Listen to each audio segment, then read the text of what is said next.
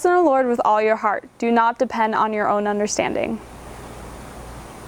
Hey Grove kids, I'm so excited. So you're gonna see something a little bit different in the videos that you're gonna see with the orange curriculum. So that's where we get our stories and stuff like that. All the Lego stories and the cool dude who wears the extra shirts.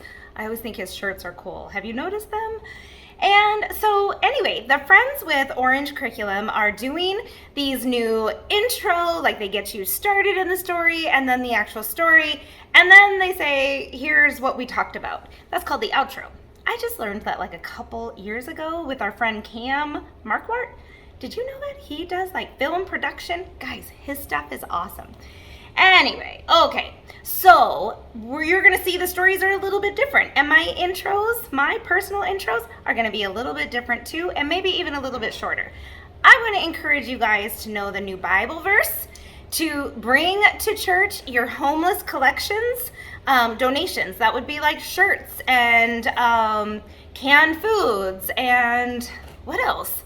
All kinds of food, like perishable, right? Non-perishable food. That is food that will not expire fast, like cans and tuna and beans and stuff like that. You can ask your mom and dad, because I bet you guys already have some stuff in the pantry that you just might not be using for a little while. And what else? Bible books. We've got some fun stuff planned for September. We had a blast. I mean, a blast. I loved watching you guys do all of the jobs of the Bible. Tent making. We talked about pottery. You guys got your hands dirty in the dirt and talking about sowing the seeds and reaping what you sow, and hopefully there was fruit or a tree or something that we'll plant in the future. We talked about baking. You guys carved like a grinded flour and oats and stuff. That's what they would have done for their breads. I'm just so proud of you. Weaving, we did weaving. I loved every bit of it. I loved your guys' engagement and participation. We talk about that all the time. Isn't that rule number 2 in our Grove Kids Day? Participate, right? And you guys did it. You're doing such a good job. I love seeing you. Please keep coming. We'll see you at 9 a.m. or 10:30 a.m. And if you're really wanting extra Bible bucks, just come to both. I love you guys. Have fun. Enjoy today's story and lesson. Welcome to another Story Lab. This week, we're talking about trust. Well, we look at the story of a man who had to dig himself out of a pretty big problem. Oh, and we're also going to be doing this. 3, 2, 1!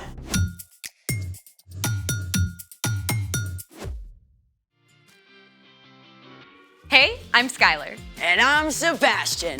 We're talking about trust, which is putting your confidence in someone you can depend on. Sebastian, do you trust me? Yeah, sure. Why are you asking? I read this thing online that you can fill up a plastic bag with water, stab through it with a sharp pencil, and ta-da! Nothing happens. The bag is leak-proof. Very cool.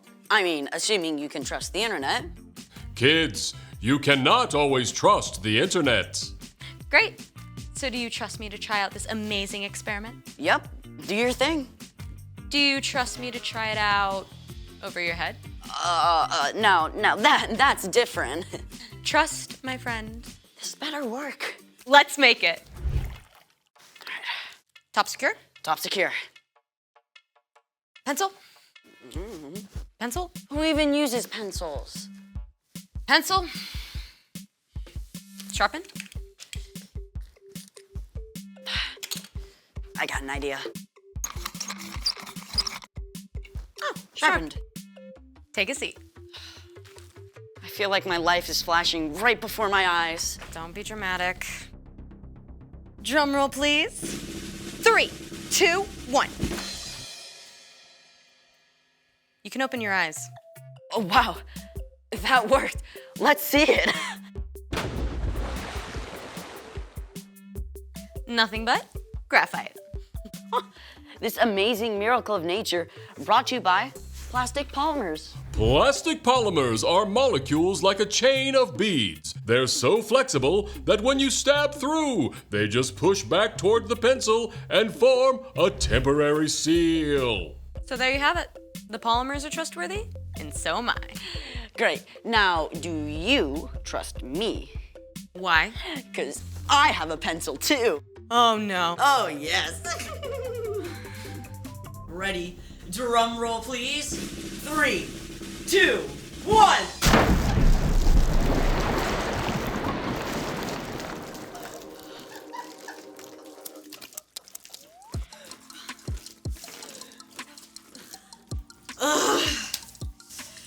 It's time for...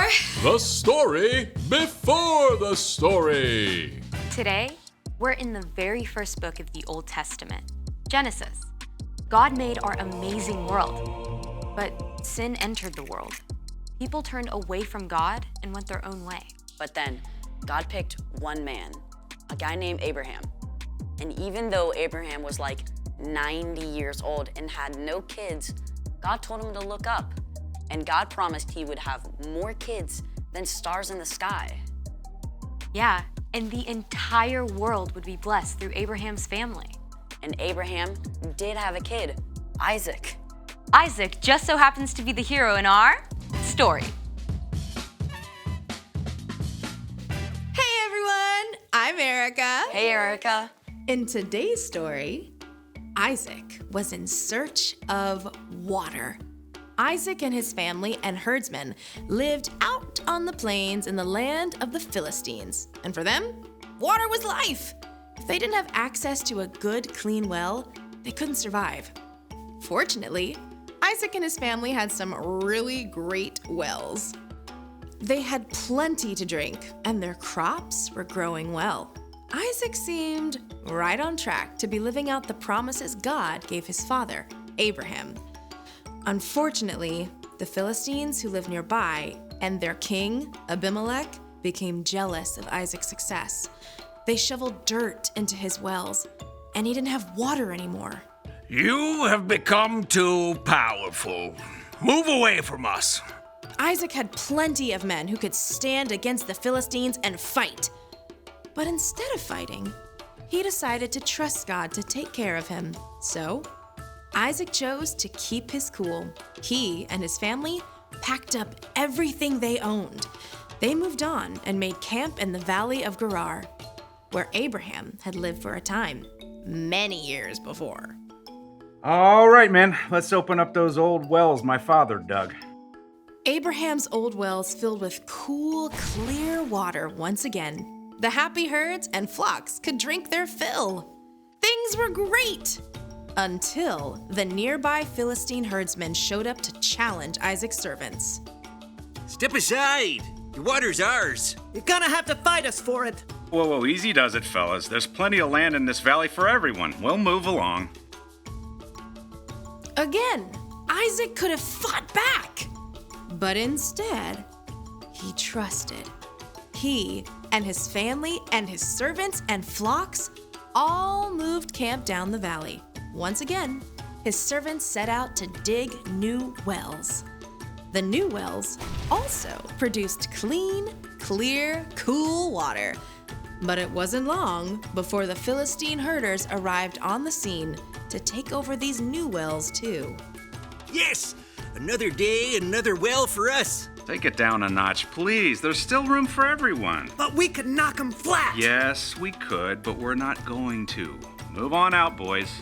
A third time, Isaac and his men moved camp, and Isaac's servants dug fresh wells once again. But this time, Isaac was left in peace. In fact, King Abimelech himself showed up to make it official. Why have you come to me?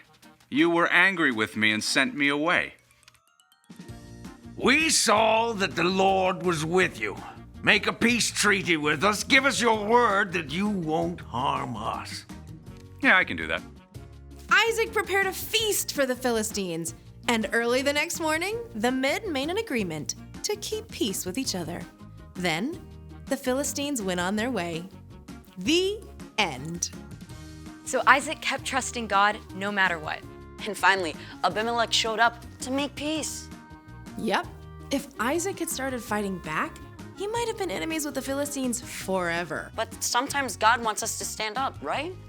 For sure. Trusting God can look a lot of different ways. For sure. So, what's our part in this story? Good question. You can trust God no matter what. For example, maybe you practice hard all summer to make the soccer team, but you don't. You can trust God that all your hard work matters, and God has a different place for you to fit in. Or you're starting at a brand new school. You can walk through those doors trusting that you are loved by God, and you will be okay, even if it takes a while to find your place. Oh, I totally had to trust God when I got a cavity filled last month. Right there. It did not feel super awesome. There are so many reasons to trust God. One of the best is because God sent Jesus to give his life for you and me. Putting your faith in Jesus shows you trust God. For sure. I think y'all got it. Bye for now. So here's the thing. Trust God no matter what. Ooh, I gotta write this down. Thanks for joining us in the Story Lab. We'll see you next time.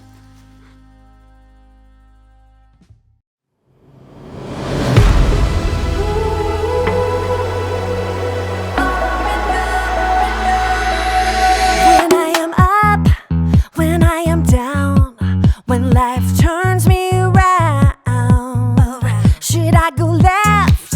Should I go right? Should I be walking in circles in my mind? But I know God will make my path straight. I know I'm gonna shout and praise. My God can be trusted over and over and over again. My God can be trusted over and over and over again. Over and over and over again.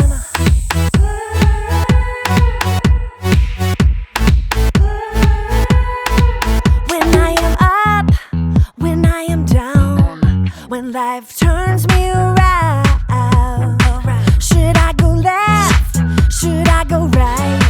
Should I be walking in circles in my mind? But I know God will make my path straight. I know I'm gonna shout and praise. My God can be trusted over and over and over again. My God can be trusted over and over and over again. Over and over and over again. I'm confident. My God can. I'm confident. My God can. I know. God will make my path straight. I know. I'm gonna shout and praise. I know. God will make my path straight. I know. I'm gonna shout